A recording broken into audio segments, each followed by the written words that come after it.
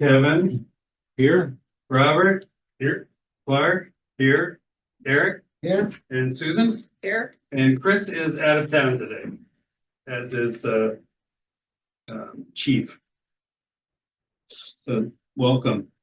Our first order of business is to review the minutes from our last meeting. The only thing I noticed was that Kevin was not on there as an attendee. You were here, right? Last meeting was your first meeting? I was. And you're back again. We were worried about it. To be honest, we're happy to see you back.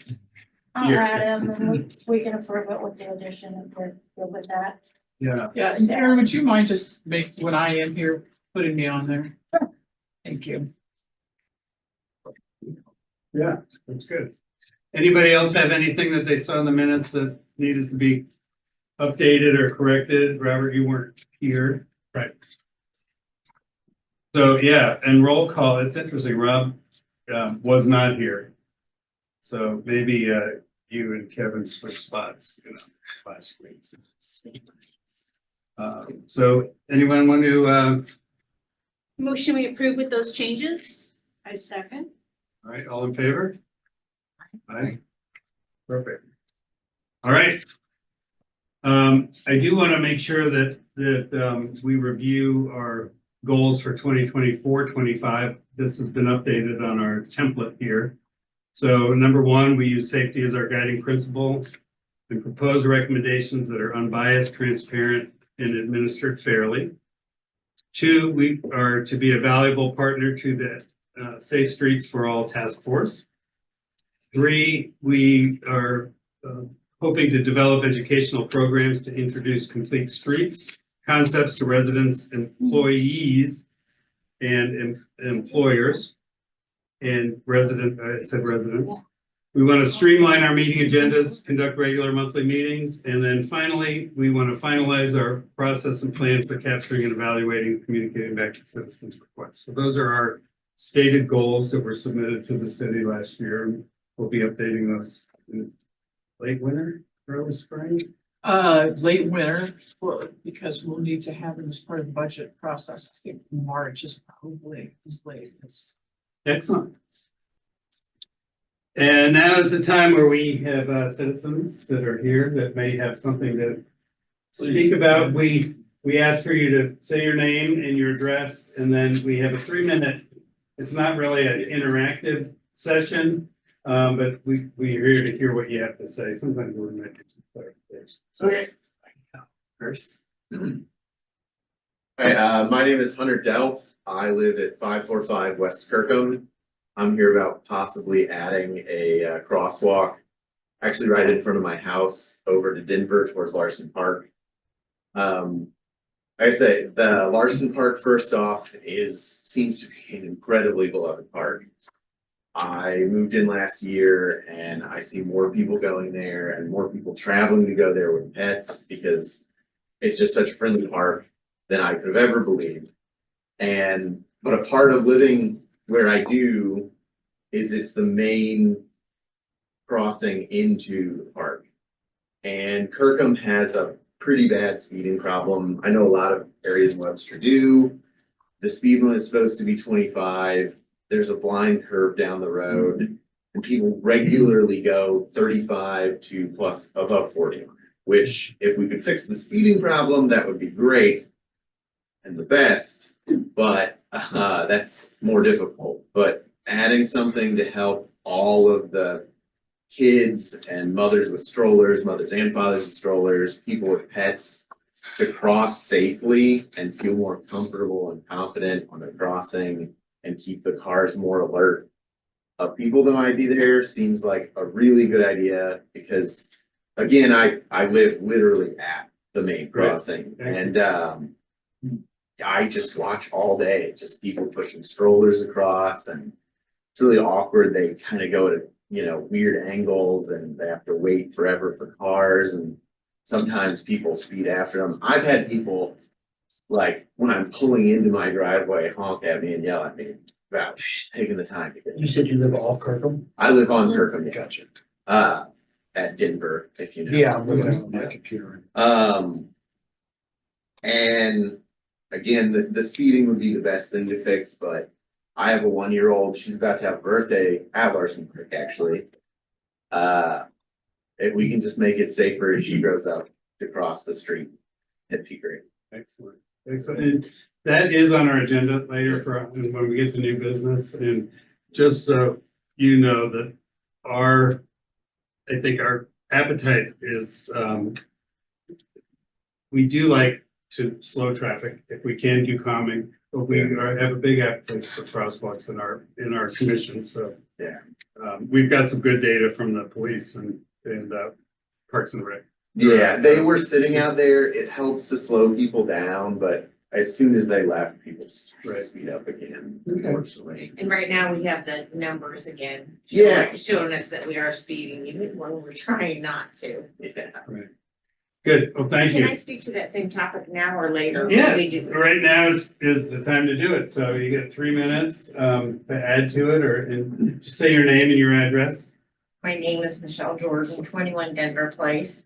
I think the idea of having a crosswalk is fantastic, but it's a very false sense of security at this point because they come around the curve going 30, they're not gonna slow down. They're gonna see the crosswalk and it's gonna be too late.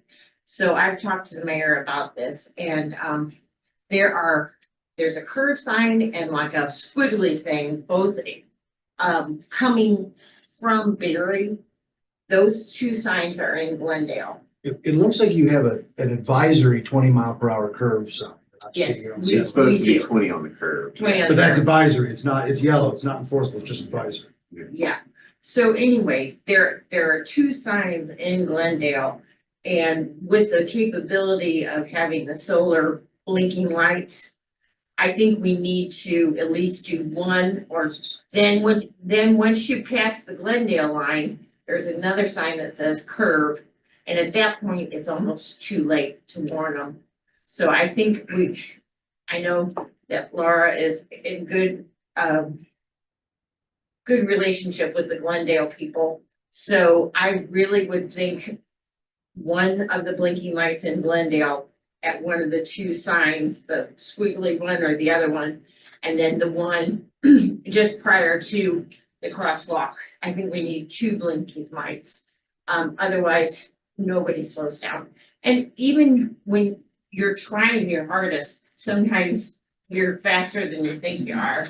It's a interesting one. It's difficult for me and for the condos next to me because we're right after the curve, so backing out every time I back out, like people come down after. So far, it's been okay, but I would say people speed going the other way really bad too, but at least they have a clear vision. Yeah. Yeah. Okay. Well, thank you both. I really appreciate that insight. For our discussion will be later. You're more than welcome to stay, or you can watch it tomorrow online. We don't get offended if people get up and leave after they've said their piece. Yeah, I gotta go back to my 1-year-old help feed. There you go. Excellent. Well, thank you so much for coming. Yeah. Mr. Bush, do you have a? Yeah, just really, well, first, thank you, Dave Buck, Colonial Village Apartments, Apartment C. Now, 3 things. I think I said last meeting, I really like red blinking lights on the 2 stop signs at the bottom part and then down on South Elm. But just yesterday, I was driving down Lockwood and, the Lockwood and Gray crosswalk. The dad and his son pressed the button, the white lights came on, I stopped. And they were halfway across the thing when this car just swoops down. I mean, didn't even stop.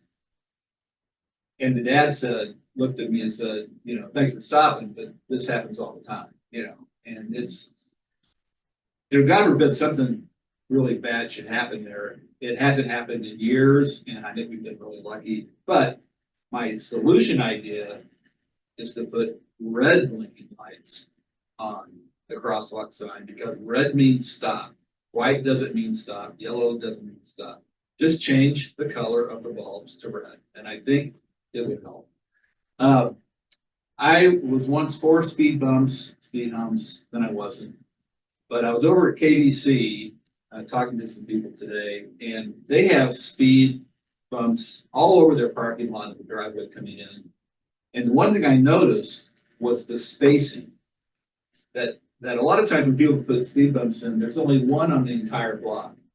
But they have spaced them out and they're really close together. And it's like, you don't have time to speed up.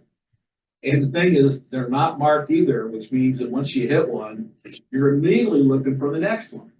And so I just thought it was an easy, simple solution to have speed bumps closer together.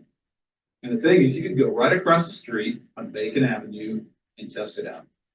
And I think the people that would like it, because you got Miriam School there.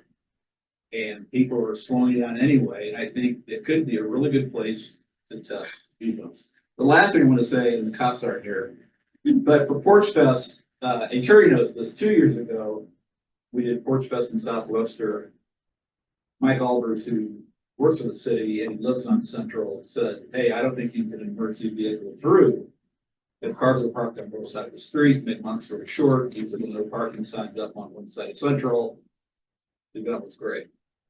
2 weeks ago, we just had Porch Fest in Northwest Webster neighborhood. And I emailed both the fire department and the police department on this issue. What do you think the parking thing should be? Because some of the neighbors said the same thing. We ought to put no parking signs up on one side of the street. Both fire department and the police department got back to me and said, no, I didn't do it. There's plenty of room. Postscript, Vincent has talked to me and said, no, it was really tight and we need to read there. So anyway, that's it.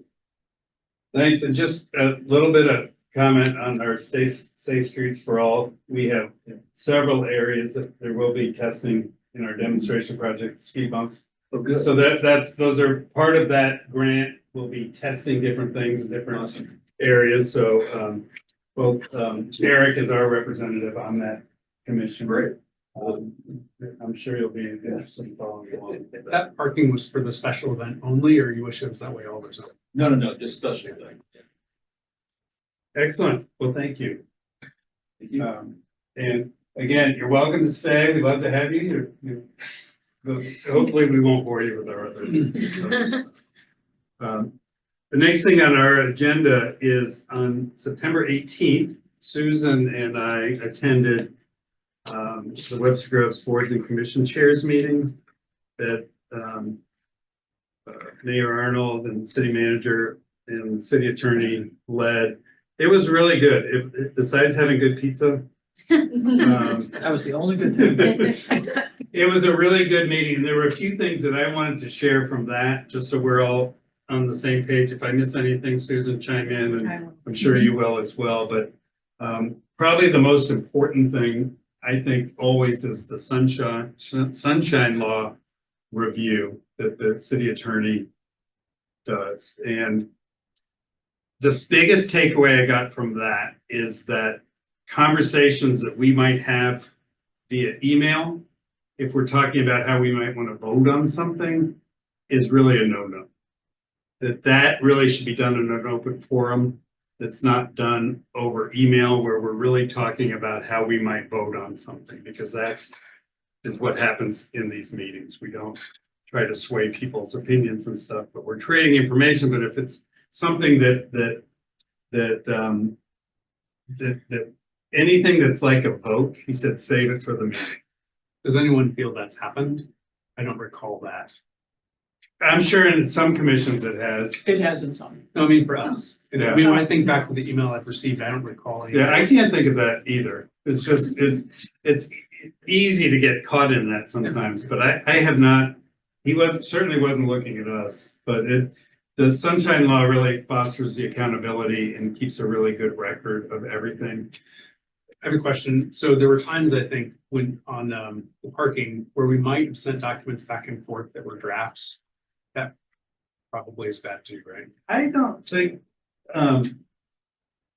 So there's a difference. So the answer to that is no, because you will vote on and deliberate about the final product. So that's an exchange of ideas about, essentially it's background research that you're doing for something that you will consider in public. It's a little different than, say, the documents that we've talked about with sort of the list of ongoing constituent requests. Because that's a public record that is constantly updated that the public should have access to. The public does not need access to the early drafts as long as you are very public about your discussion of what you're adopting and why you're adopting it. Now, however, if Carrie sent all of you a draft that says this is the perfect draft, everyone vote for it because I'm going to, that crosses the line. She just sends you the draft. I had that drafted, I had one typed up right now. Right, delete. Delete, never mind. I am thinking that sometimes, I was wondering if this would be a good idea. Somebody had this idea. What do you all think? That does feel a little bit solicited. I mean, not explicit, but. Yeah, How else would you suggest that we do it? Oh, well, that I don't. That's a different Well, story. so if you did that, my expectation would be that the chair would say, all right, Put it on the let's agenda. just put it on the agenda. Okay. And we can talk about as a commission whether we're gonna bring it up or take it further. But you're not gonna decide that over email. Okay, I'm comfortable with that. I mean, I just wanted to, it feels sometimes it might push that way by accident. I mean, if you're ever worried, just bring it up when everyone's together in person. Exactly. The next thing on that agenda was really sort of our role as an advisory commission as opposed to adjudicating decisions. The one thing that I'm still a little bit unclear of on our commission is what can we advise to Public Works or the police, like a yield sign or a crosswalk? Does that have to go to city council for an ordinance change? Like, does a yield sign, like last month, we talked about putting a yield sign over on, yeah, Oh, yeah. is that something we can adjudicate, as he said, or is that something? Well, that has whether to you go to send it council? to council or whether you're making a recommendation to Public Works or you're making a recommendation to council. Either way, that's okay. You're still making a I guess I don't know recommendation. what council has to, what falls in something that you had, that they can't do. And that I don't know the answer to entirely because it's darn confusing. Right. Because- There's already an existing ordinance that Yeah. will cover the request, then it doesn't need to go to council or really even the TAC, because sometimes the police or Public Works will get a request for something. They look at it, they go, oh, absolutely, that makes sense. Yeah, There's already an ordinance that works for that. They can just install a yield sign or whatever. Okay. So as long as there's already an ordinance in place, action can be taken without having to take it to city council or, you know. and sometimes Or- as or I an ordinance. recall, Aaron, sometimes it's emergency action and then later in Yeah. an ordinance, we do several of them all together just to get them codified. Yeah. But I'm not sure which of the things that you all consider have to go to council necessarily or not, so. The third item and the last that really jumped out at me when I heard it loud and clear was about staff time assignments. There are 60 initiatives put forth by commissions right now to city, all the different commissions. And of those 60, 28 of them align somewhat to Webster's strategic plan, meaning 32 of them really didn't. So the two things I heard was it'd be really good for us all to really understand this strategic plan and to see how we sort of fit into that when we're making recommendations, but also the fact that government sometimes slow because of either shortage of resources or just the nature of things. I thought sometimes was generous, by the way, in the characterization there, so they're. Right. So those are my three big takeaways from that meeting. And the pizza was really good. Yes. I'm It was gonna, Dewey's. may I add one thing? Yes.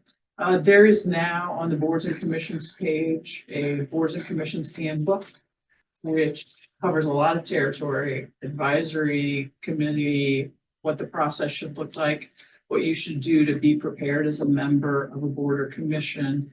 We can get printed copies for you if you would like one. We're doing that on a kind of on-demand basis. The electronic copy is there and will always be there and available, but if anyone wants a paper copy, let me know and I will make sure that that gets printed. Is there anyone who would like a paper copy? All right. Anyone else? Okay, I will make sure next meeting there's one available. That will be yours to keep. Excellent. There's a city event tomorrow. Evening. Yes, that's in my updates. We'll stick around. Was it about, you just talked about strategic plan, that wasn't somehow. my It's mind. about the comprehensive plan. So those are two separate things. The strategic plan. The city, Put The city council, is the author of the strategic plan. We have an outside firm, working on the comprehensive plan. However, your slight confusion, if it is that, is warranted because the event tomorrow night is listed under strategic plan instead of comprehensive plan. Hopefully by now it's been changed. But that was just a typo in the announcement. and that has a lot, the strategic plan is more, sort of goals and objectives, I think, and the comprehensive plan is more plan, overarching, what do we want to be, Webster Groves. I think. Right, That's great. generous, Yes, I'll talk about the event when it's fun. Good. How about that? we'll get there pretty soon next. Next item on our agenda is the, update on the Safe Streets for All Task Force. I sat in on the sort of the kickoff meeting, and the food wasn't quite as good as the other one, but it was good. I It was didn't soup. choose that. It was soups, and it was soups and bread. It was good. It wasn't quite the Dewey's. but You're lucky to be fed. I know. I was just gonna say, I know. so we're ranking meetings That's now. right. There was bread company soups, so I think I had a little of each. It was good. Yeah, so Clark covered for me on the intro meeting. I did catch up with Matt McLaughlin. After that, Clark, you can chime in what Yeah. about. But I think for our purposes, just to give you guys kind of a 30,000-foot overview. The city received federal funding for demonstration grants. So what that, and I guess planning grants too, that's comes to this project. We have 6 pilot projects. We're doing temporary speed bumps, various locations throughout the city, 8 high traffic areas throughout the city. We've got adaptive signal timing, Elm Avenue from Kirkham to Big Bend Boulevard. And that is, I think that's what they're doing. They're putting sensors on the roadway. So the signal timing between red, yellow, and green is gonna dynamically change based on traffic load. Where's that at? That is Elm Avenue from Kirkham to Big Bend Boulevard. And this is a PDF I'm happy to share. I can, or you can, I'm sure there's Yeah. a portal somewhere to get it. But then item number, project number 3 is adaptable variable speed limit signs at 3 heavy corridors. And it doesn't say here, I know one of those is Kirkham to Big Bend. I don't know what the other, Or Kirkham to Elm. I'm sorry, yeah, I think you're right. I don't know where the other 2 are, but same thing. They're dynamically adjusting the speed limit based on traffic volume at different times of the day. So that's kind of cool. Has anyone seen that somewhere else in the region? I haven't seen that. I've seen it in other parts of the country. They experimented with it on I-270. It wasn't effective. Yeah, I've seen it. I don't They know. discontinued it. I don't know how effective it is. Which I think Tell is, people to slow down, they don't do it. It's a demonstration project, so presumably they're gonna be Testing. collecting this data and see what they exactly. think.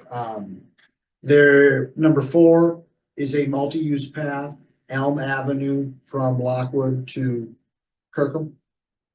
That should be pretty cool. That's gonna be on the side. I guess if you're at Kirkham looking up to Lockwood, it's gonna be on your right-hand side. So that'll be, West. it'll be on the west side, correct. Project number 5 is in-road, warning light systems at 5 high pedestrian crosswalks. So those kind of the inlay lighting systems, that sounds pretty cool to me. And Dave, one of them is One of them, the yeah. gray and Lockwood. Oh, great. And then number 6 is pedestrian hybrid beacons. At Brentwood Boulevard near Kirkham, I believe that's near the church. Yes. Where In the there's- school district. Yeah. What is that? So pedestrian hybrid beacons, I asked that same question. Those are the ones where you walk up and there's a pen push button and you push the button and then they start flashing. Not like the ones here that are No. really, the ones that Dave talked about. that Like you just can't outside see. Southwest I Park was gonna is say, yeah. one, and there's one right outside the garage. In on Manchester, right? Webster's campus, and there's a lot of them on All of them on Manchester now. Manchester since they Yeah. redid that. So, those are the 6 items now. As far as timeline goes, it sounds like the goal is, they have a bunch of environmental and like, before they can even they gotta get the plans made up, but I don't think, based on what I was told, that they're gonna have this out to bid in time to get it done in 25, just my opinion. I suspect. You had your first meeting. I'm pretty sure the cycle of the grant is 3 years. I think you said something So, like that. yeah, so I think that's the Yeah, so expected completion putting of it in. everything. Yeah, so this is, And the good thing is there's 2.5 staff positions, I think, tied to this, correct? yes, So there's Matthew he's the community liaison. He is a 3-year full-time position. And then there's a grant manager. So again, the idea is if these demonstration projects, but then you really start working some real money. Not that $2 million isn't real money, but to get these projects implemented and done. well, and I think, my understanding is that these are the demonstration grants, they get these in. And then I think they gather the data, they figure out if it works, and then they would go get implementation grants if they're successful, right? That's the plan. Yeah, so this is kind of the baby steps to really doing a full-fledged implementation, so it sounds pretty cool to me. Yeah. And we're really glad that you're representing us there, which is great. And then I do think though, not a project, but there is a citywide essentially traffic study as well. They mentioned a planning grant, maybe that's what they're Yeah, referring to. I can't remember exactly how it was characterized, but we'll know a lot more about our traffic patterns when this is all over as well. Yeah, it sounded really cool to me, I think they're getting a lot of data. And- Is this what they look like? She could probably say that. No, that's a hop. They're not overhead. There's a pedestrian sign on each side, and what they have is 2 little rectangular lights mounted under the sign, 2 on each side of the signpost. And they the reason that they are a thing themselves is because the pattern that they flash in very fast is actually a proprietary flashing pattern that's recognizable and bright. And so I encourage you, if you just go drive by Southwest Park or drive in front of the garage on Webster or all the way, they're all over on Manchester now.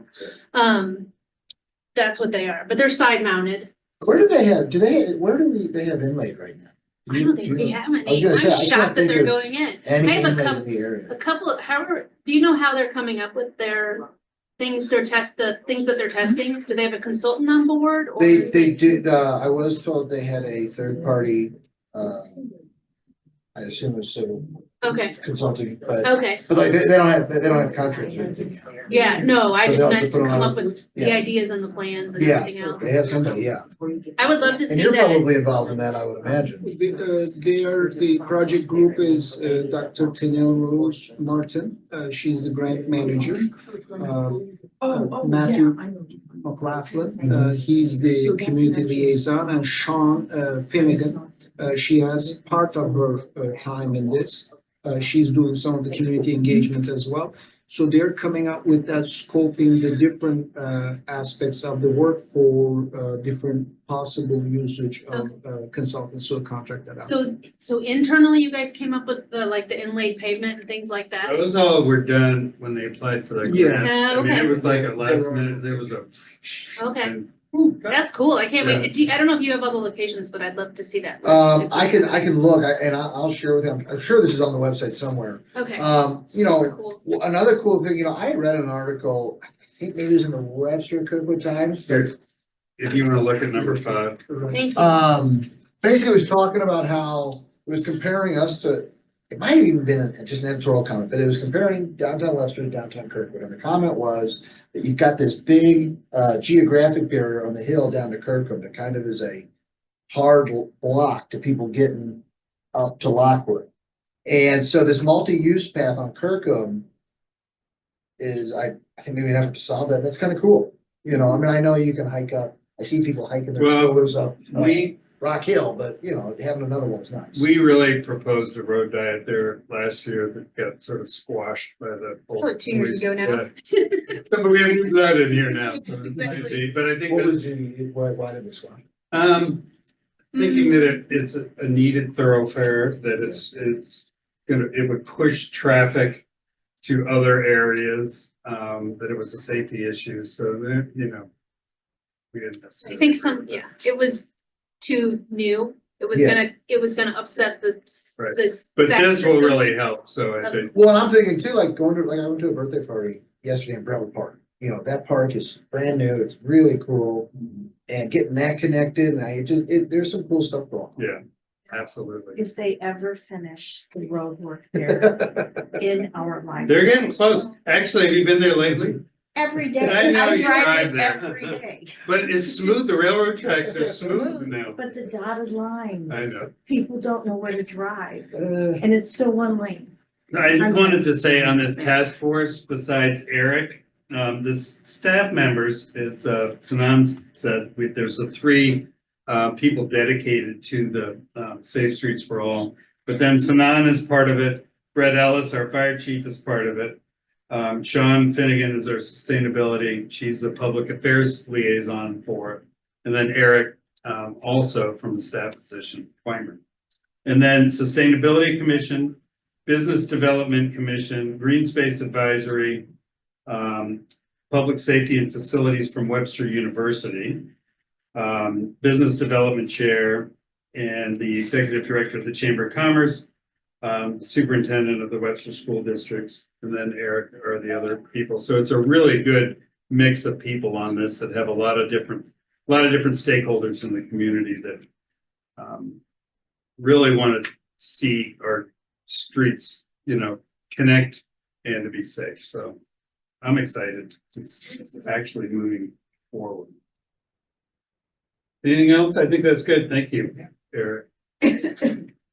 We have 3 items quickly on our old business, and I don't know, the first one, I'm a little bit confused, and Mayor Arnold might be able to help me and maybe not, but Eric called me a couple days ago and said that this was put on here to see if I think that are there anything that we can do regarding our parking proposal that's enacted to help on the implementation process?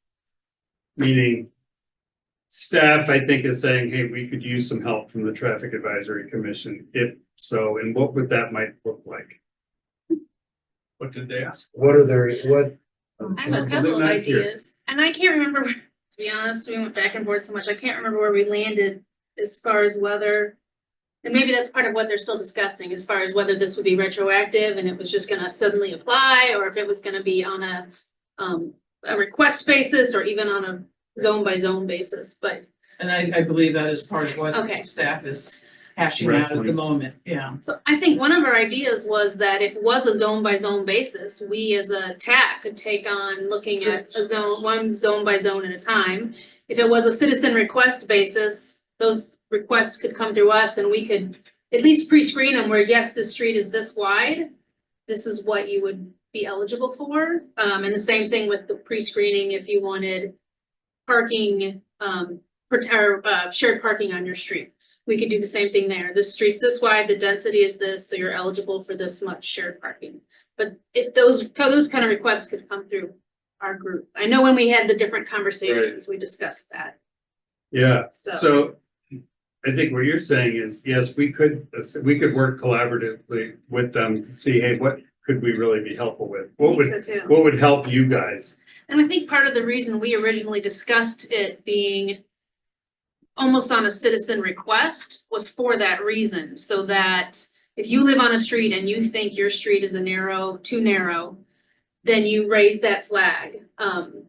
And that's why, because I think addressing those streets first would be simpler and more straightforward than the streets where nobody said, hey, we want restricted parking on our street.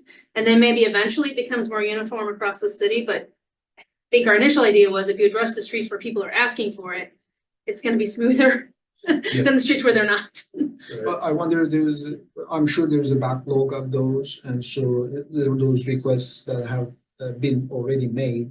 And, but overall data collection might be a part of this, and that generally takes time because there are so many streets involved. In terms of which side parking would be eliminated, I think that may depend on the volumes in either Yeah, or the direction. number of driveways, some. 'cause I Or the think number was- of driveways, yeah, exactly. So that type of work can actually begin in the cluster that we might choose as, where we first attack maybe.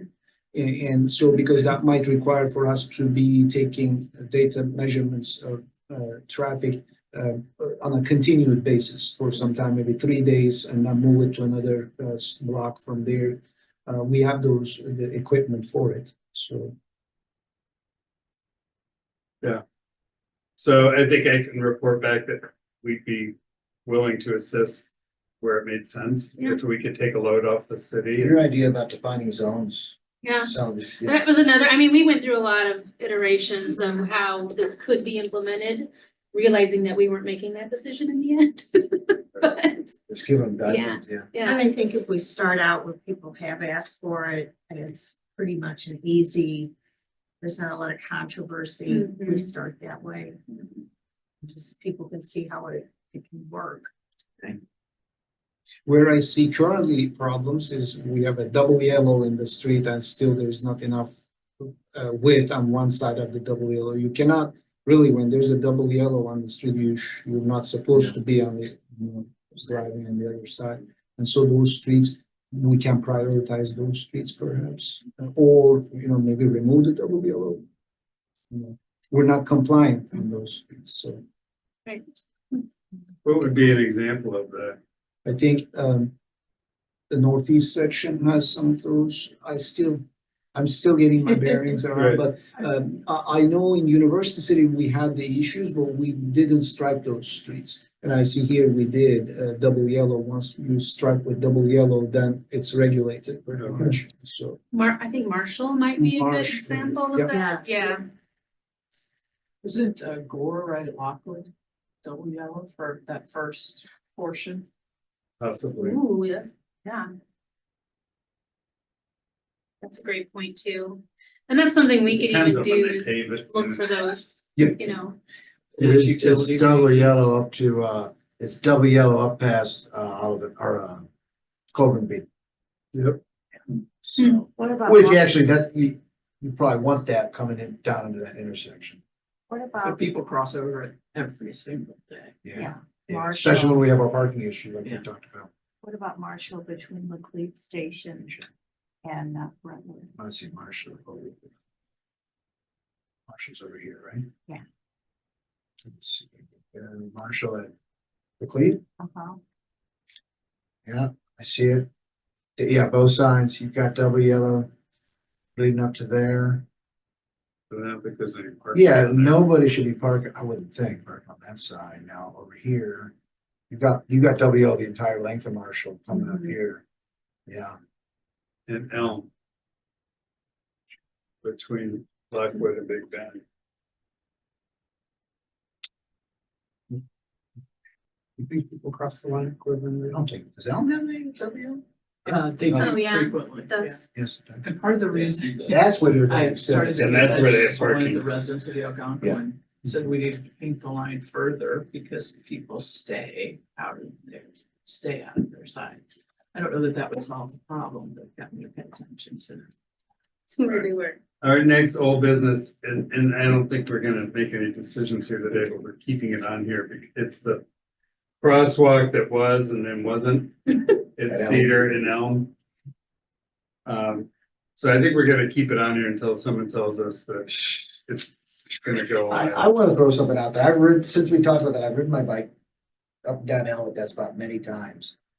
And I don't know, I mean, you've got a crosswalk at Lockwood and you've got one up at, Swan. Swan.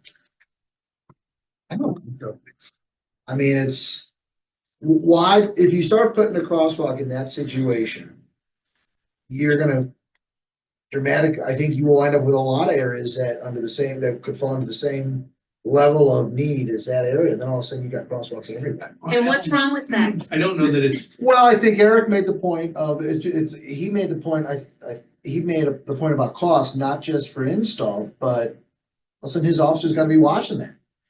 I mean, they don't have to watch it any more than anything else. that's the only other cross street all the way between Lockwood and Big Bend. Right, but it's relatively close, and I didn't walk it, so maybe it feels dramatically different when you walk it. I was on a bicycle, but Yeah, and for children, not athletes. I'm sure be sarcastic. no, I hear you. Um, And I guess who is crossing? I do cross it every day. Do you live in that right there? Yeah, I live on Cedar. And, cause a lot of the people on that street, and again, I live in Southwestern, so you guys, I'll see to you guys would know more than me about that specific intersection, but What, you're just saying, why don't I walk up the Elm?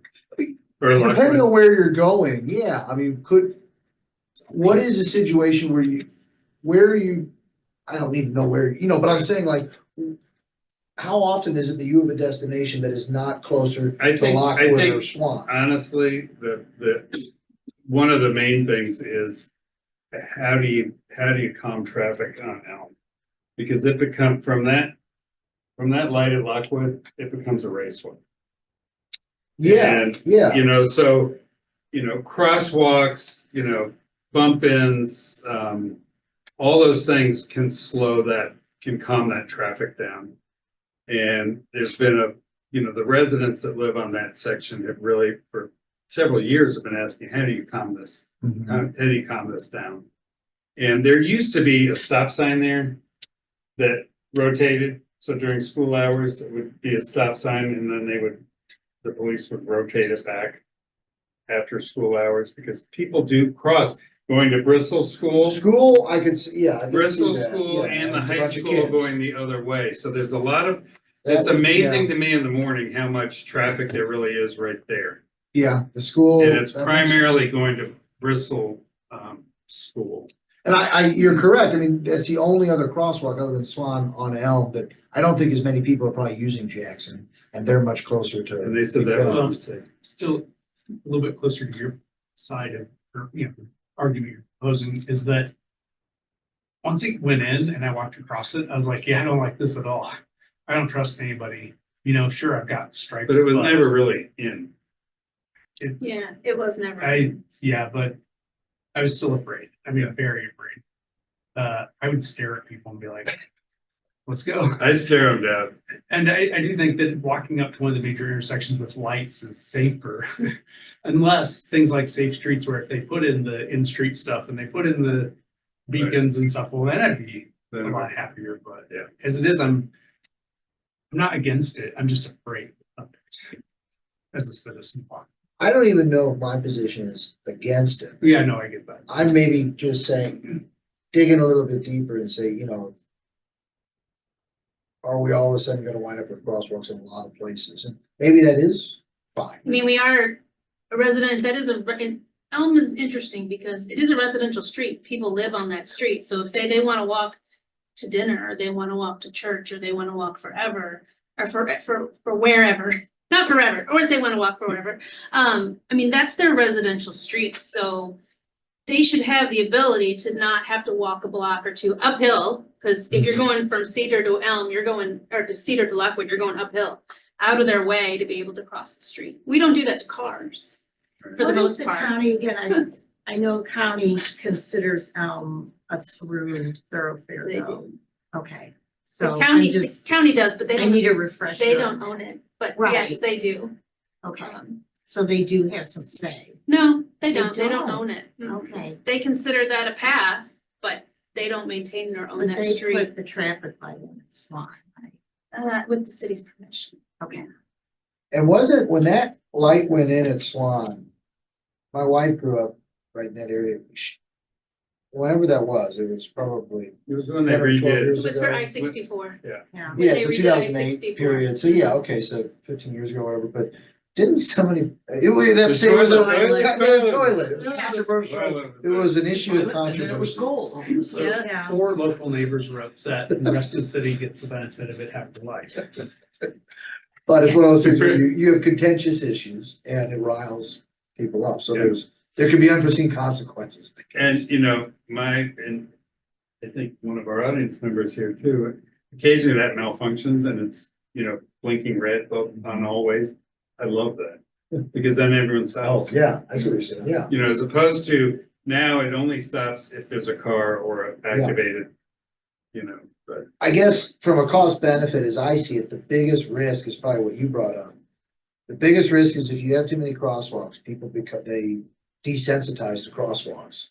Or that's the risk, and then all of a sudden does it make them less safe? And I don't know what the data says for that. You know, I worry about modern day drivers just generally not paying attention. And unless it is a more a lighted or otherwise more underscored Visible. crosswalk. Yeah. Just a striped crosswalk on the road, I question whether people are even aware enough, the average driver with all this stuff going on, to even really see that. I agree with that. I don't know. So I came to a crosswalk the other day and I thought, no one's gonna stop for this. But I also thought that having it means that once in a while, some people will look more than if there wasn't. Where I mean, so it doesn't legally stop people or whatever you wanna call that, but at least There it, is the Missouri statute that as soon as someone steps off the curb into a marked crosswalk, the vehicle has to yeah, stop. you'll die with that statute. I mean, Well, Yeah, that's, in I mean, Missouri, I don't mean to start. yeah, no, and so research has shown that where there is striping, drivers are more aware. Yeah. More striping equals more awareness. So that is Right. one thing we know. Yeah. yeah, and I mean, where I come from, people stop at crosswalks no matter what. I mean, it's just, that's part of the culture and there's also, in those crosswalks with striping, they'll usually have the sign in the middle. I will stop at a crosswalk if I see anyone even remotely close. Yeah. Right. If I don't see anyone on the sidewalk by the crosswalk, sometimes I keep going. What was Sure. the argument that gentleman made? And I think he was a traffic engineer who He was was a a planner. And planner. his argument was that Strong against it, I Yeah. remember. multi-lane streets shouldn't have crosswalks that Okay. that don't include traffic calming, but my point was, that's not a multi-lane street. Multi-lane is multiple lanes in each direction. So this is a 2-lane road with residential driveways. We can treat it like a residential road. I mean, granted, we know our drivers don't, but the more we can try to treat it that way and slow them down, the more they should slow down. And I think So- this fits in line with we'd like to have a crosswalk policy And maybe. and designs that are maybe even more enhanced, which we've seen some of those that are. I mean, maybe if people really think there should be a crosswalk there, maybe it should be an elevated or a underscored, whatever you call it, you know, not just the striping, but either the illuminated, the inlay or whatever, or any. Yeah, ideally. Raised course. Yeah, raised crosswalk could be awesome. The inline, lane, Yeah. if those lights seem to work, I mean, any of those They're things. just, those get expensive, you gotta run electricity, you know. Yeah. So one of the things and I know I think we're dwelling on this one too long.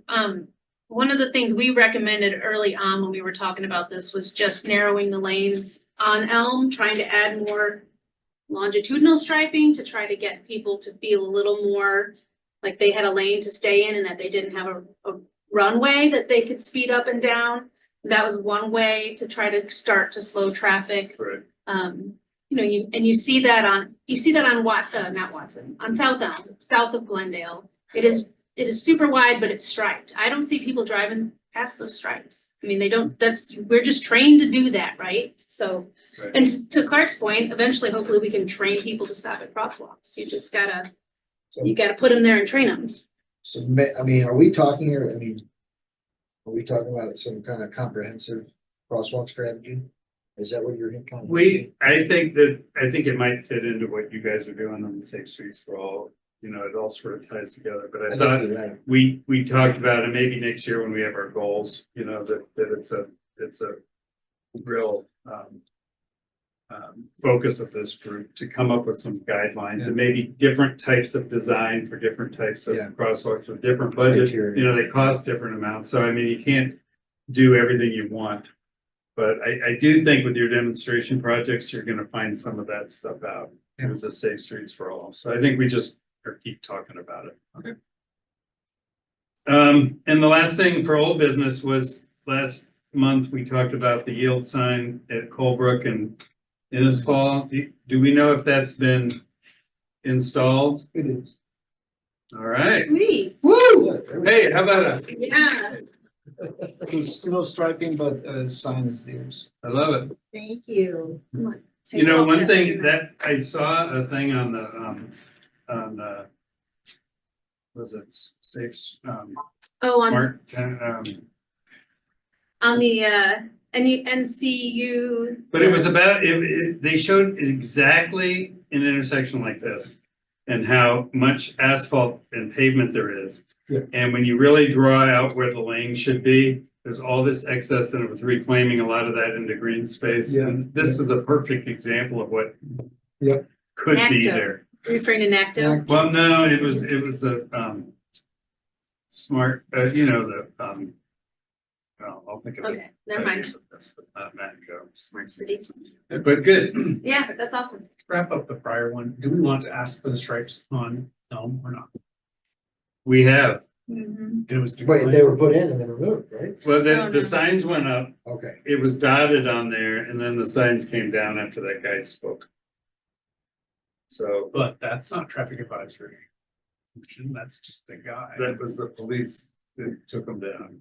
No, I mean, but Yeah, the person that spoke was not. so that's why we left it on here, that we still have a request, and you might come back and say we're not gonna do it, but that's our It's request. about I agree with increasing, creating awareness, really. I think the gentleman's point was that we're claiming that this is a protected or a safe crossing for pedestrians, and they're gonna be in the harm's way by doing that, and we are creating that the false sense of security in a way. I think it should probably best start with education. And you know, sharing that with our residents and motorists, that this is not necessarily we're guaranteeing you a safe passage. You still need to be aware, but it's more creating that awareness. But I agree with the other tools also in our toolbox, like more striping and possibly grade changes at those locations. Plus, probably in advance of the location, not really using this as a tool to calm traffic. You know, everybody wants to calm traffic on Elm, but we really really don't intend by this crosswalk to calm traffic. We use that for the stop signs all the time. And stop signs are not for calming traffic, and so let's not use it for the wrong purpose. Right. And so I think with those, maybe getting it started that way, we can eventually accomplish this, but And maybe some of these, maybe Eric takes into, or you, both of you, into should the it- Safe Streets for Task All, force, you know, and as demonstrations come in and say, hey, we need another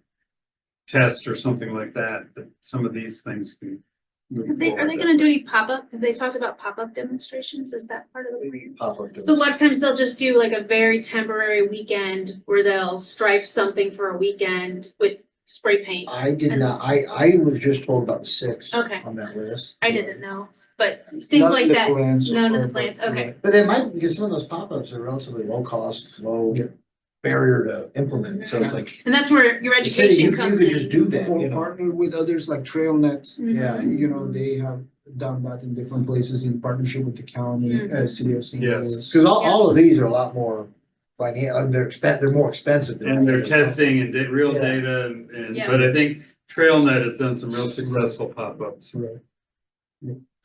Okay, Awesome. so not strict. How do you said education, how do you go about that?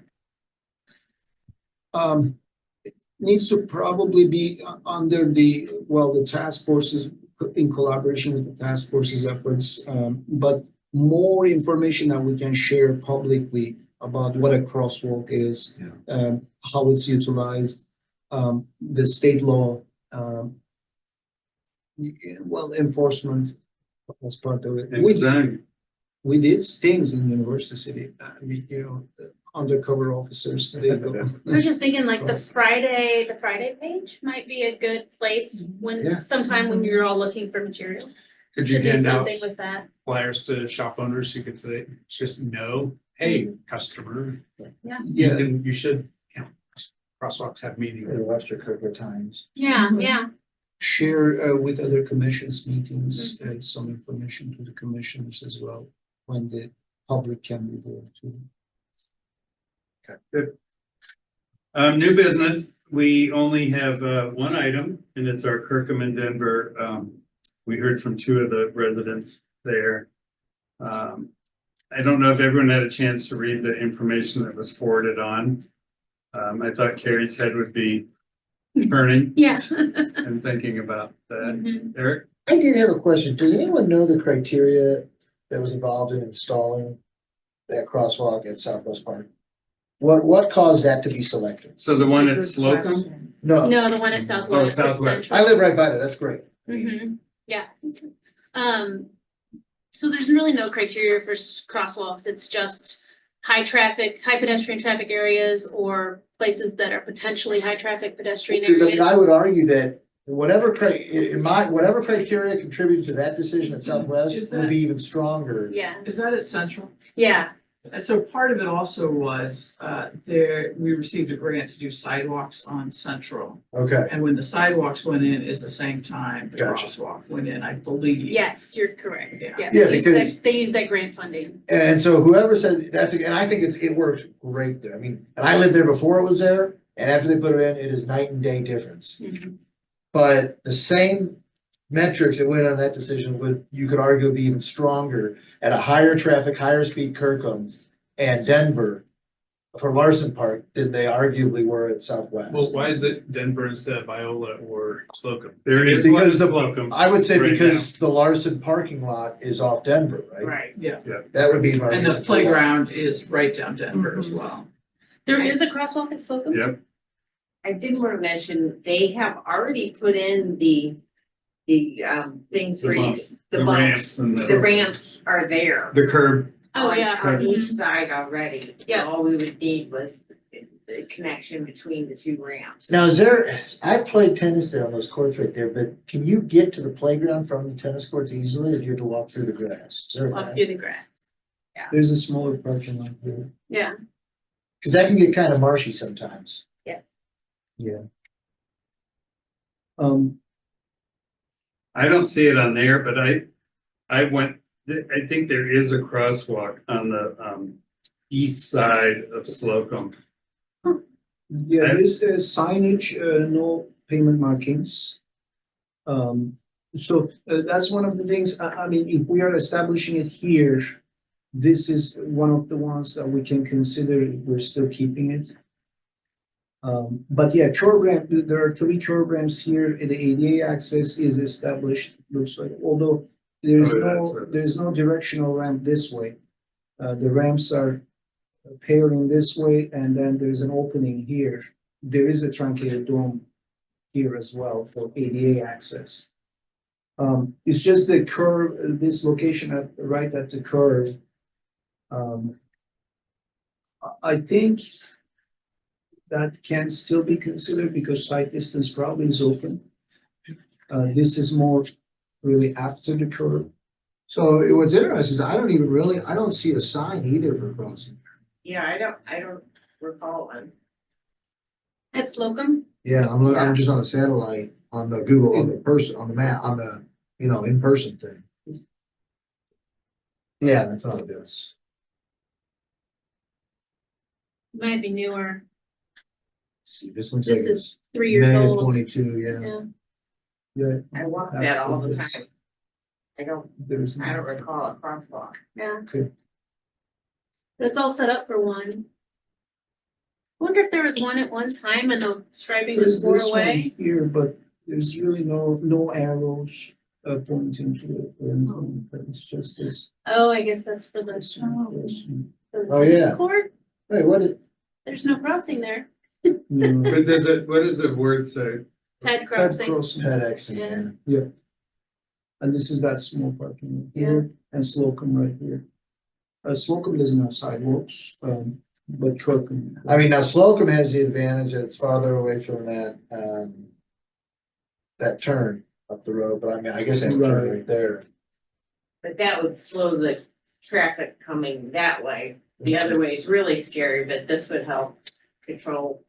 Yeah, I kind of feel like both of them would be useful to kind of alert people that there's pets moving around the area. Especially if they both already got ramps. Yeah, there's them with this and it does. So what, this is where I got this, was in Paul's report. That said, should we proceed with this crosswalk? And again, this is at Denver. There is already a crosswalk on Kirkham near Slocum. And Larson Park is adjacent to the proposed location, indicating pedestrians likely cross the street to access the park. Crosswalks.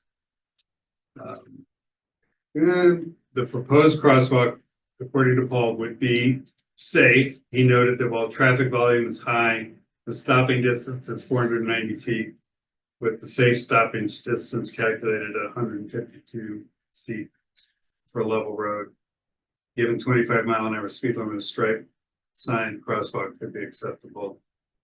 And the addition of a rectangular rapid flashing beacon would be further enhance the effectiveness. Just completely subjective. I would think that would be an area where a strictly striped crosswalk might give a false sense of security. See, I take exception to this false sense of security argument, because without a crosswalk, there's no security, there's nothing. So you're basically telling people, you're not allowed to go anywhere unless we tell you where to go. Well, but wouldn't that also saying if you're gonna cross it on a crosswalk, you better watch yourself. Isn't that, yes, you Yeah. should watch yourself, I mean, you should there- always watch Whereas if yourself. you think there's a crosswalk, are you a little bit more ambivalent? I don't think so, I've never seen. I've got people a, Walk up and step I've up. always just jaywalked, so I mean. Look when you. Well, I do so cautiously, Yeah. yeah, exactly, I try and. I think get away There's from- there's a crosswalk on Big Bend. Sort of by Clark School, just east of Mhm. Clark School. That is, that's Big Bend there, through there, Yeah. and there's a crosswalk with just Yeah, right by the- I striping know exactly what you're and a doing, yeah. sign. Doesn't that have a light? There's No, a light, there's there's one, no I light, think there's. no, there is no light, one in front of Clark School has a it's light. not in front of the school. Okay, It's when the sidewalk ends on one side, you have to cross over, okay. and I cross that one a lot. Hold on a minute, so you're talking about that one right there? So look, here's Clark, here's the parking lot to Clark. Is that what you're talking about? Yeah, it might be up this way. Cause so there's a lighted crosswalk here at the stop sign, right? Well, keep going, wait, okay, So, let me put the guy down, I could have swore there was a light. yeah, there is Maybe no I'm light wrong. there. Okay. Which one are we talking Yeah, about? There's an oh, overhead there light. is a Okay, light there, that's not the one that I'm talking about. okay. It's farther Oh, east. let me try to use, okay. So, I also think we can, this is older, so maybe this is 2024. So, is it before Rock Hill? Let's see. There is one right there. Yeah, that's the one. oh, you at the one on Glendale? Yeah. Oh, that one's terrible. Yeah. That's terrible. That is. It's really, I mean, it's, Yeah. Going back to Kirkham, it's 490 feet, did you say?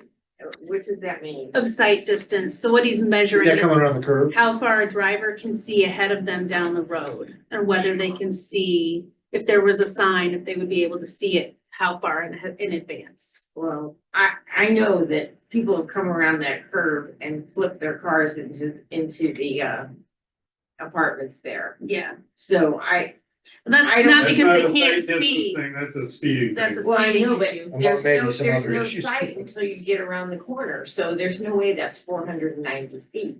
I don't know where they're. I think his saying from- 490, from his Barry. sight distance was 100 and something, I think. It was less than the 400 might have been the actual distance of that segment. But I think his sight distance was like 100 and something. Wow, that sounds longer than it actually is, but maybe that's right. The turn is west of Hamel, right? Is that, There's a couple curves, and that's why there's the signs that go like I guess this. it's after Hamel, before Iola. There's a few curves. Yeah. Yeah, there's several curves.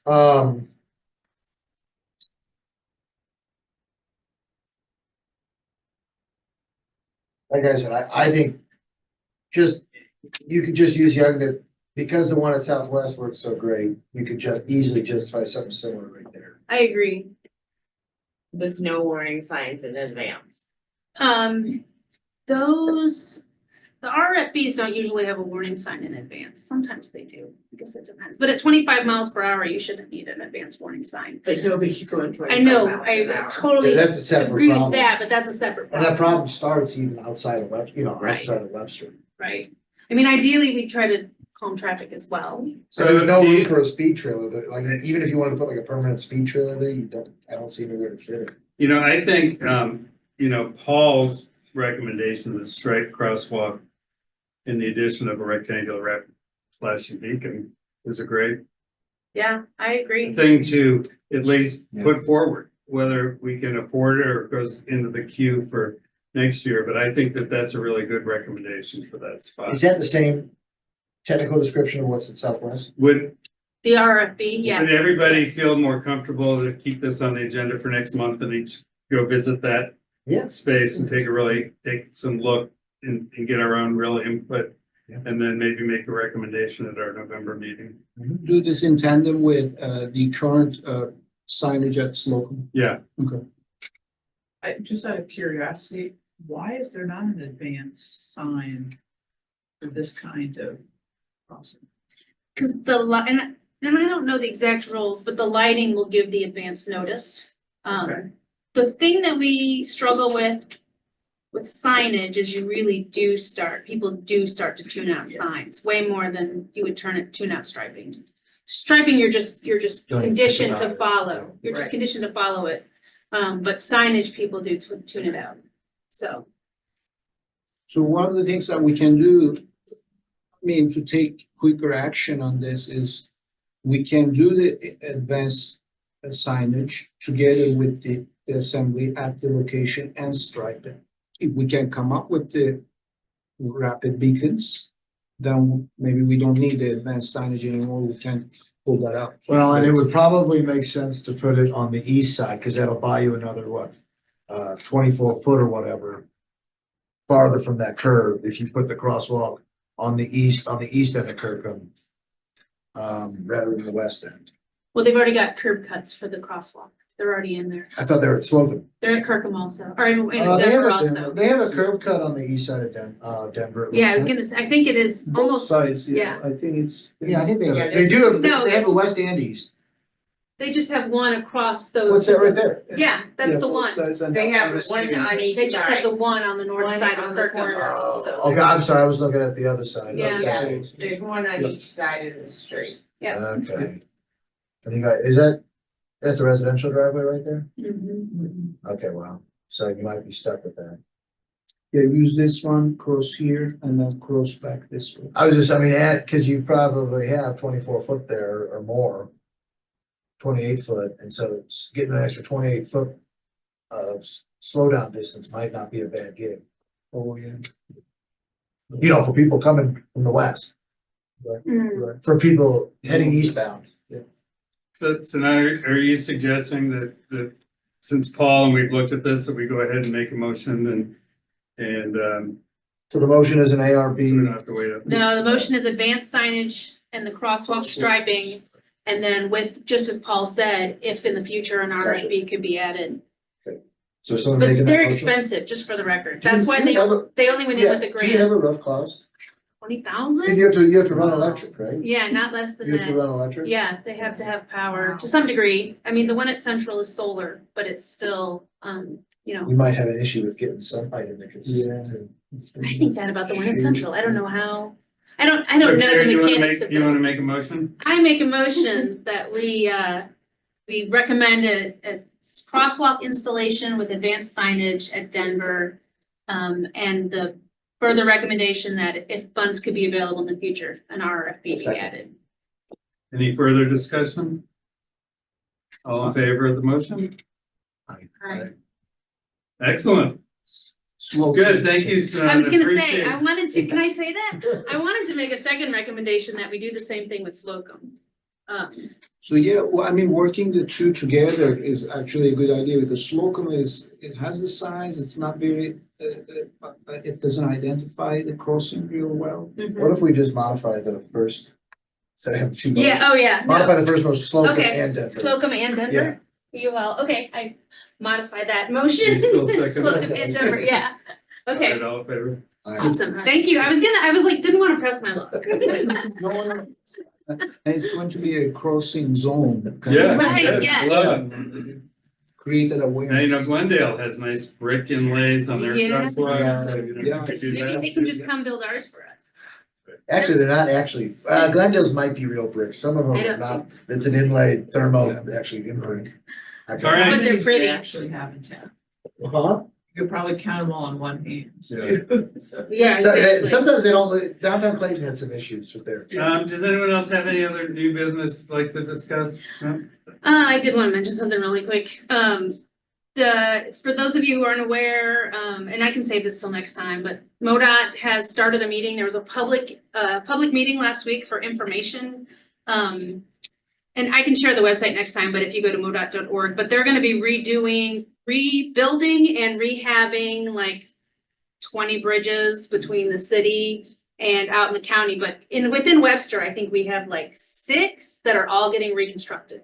And I might be wrong, but it's a decent number, plus the 2 pedestrian bridges. So I was paying close attention to those pedestrian bridges and what the plans were, but at the public meeting, they showed those being replaced. Oh, they did. They did, That's- they showed them being Last replaced. I heard, one of them wasn't going. No, I know, I've been Oh, paying good. close, I'm on that project and I have to like, It's in this Yeah. funding site, right, like in 27, 28. yeah, construction's Yeah. scheduled to begin in 2027. Selma alignment, is that on? Selma Bridge, So make ADA access. yeah, Oh, that's That's, great. that's the That's one. pretty cool. That's what they said at the that would public be meeting. Amazing. I know, right?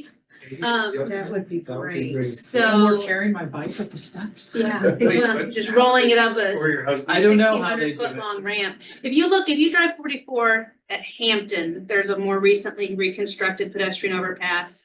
I think it's east of Hampton, and you can see the big ramps that get you up to that bridge. And Since the we can- armory closed, are they gonna still do the one over there? I don't know, that's a good question. Somebody's gonna pick that. Yeah, I think it'll be interesting to see how they fit that in. If you can think about the Selma overpass, those stairs are there for a reason. Like, there's not a lot of room for anything else. Excellent. But I just wanted to make people aware to kind of keep that on your Yeah, radar. if there's another public meeting or anything, just send that out to the group. I will. I should have sent it this time, but I was, yeah, it was a little That's all bit right. messy, but, yeah, I think all the public meeting supplies are out on modot.org though.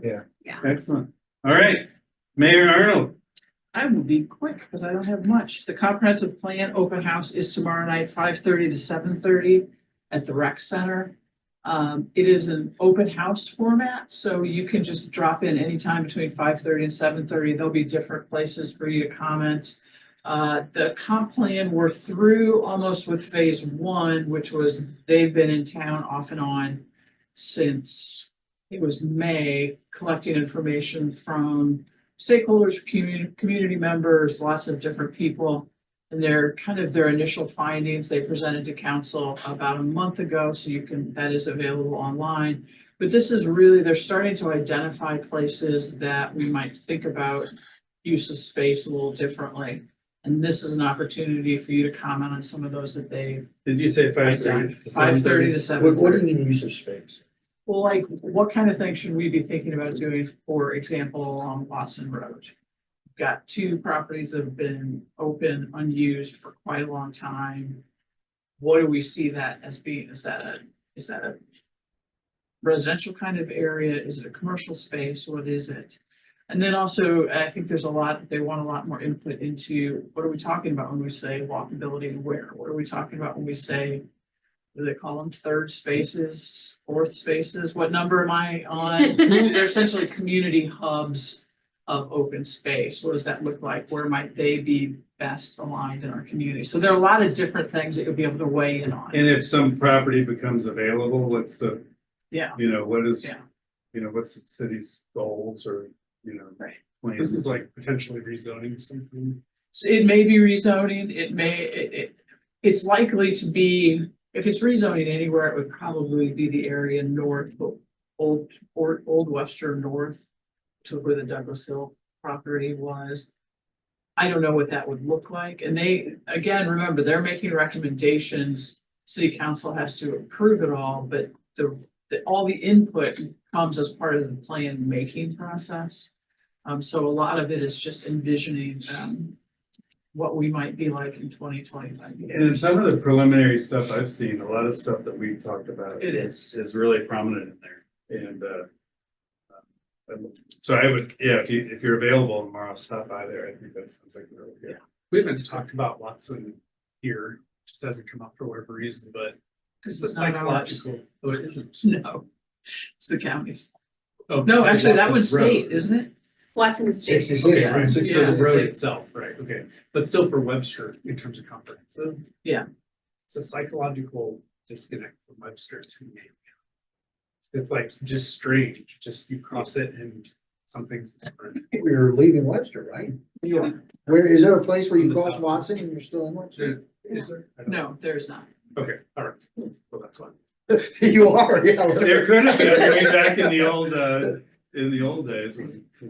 My second thing, just because it's a hot topic around town, I will let you know the KBC Children's Hospital proposal for what used to be Great Circle, what used to be Edgewood, for 150 different things. The Plan Commission will consider that again on November 4th, with the expectation that it will come to City Council on January 7th. I think it technically could come to us sooner, but I don't think we'll take it sooner because we don't want it to get wrapped up in holiday stuff and people not thinking they have access to the meeting as easily.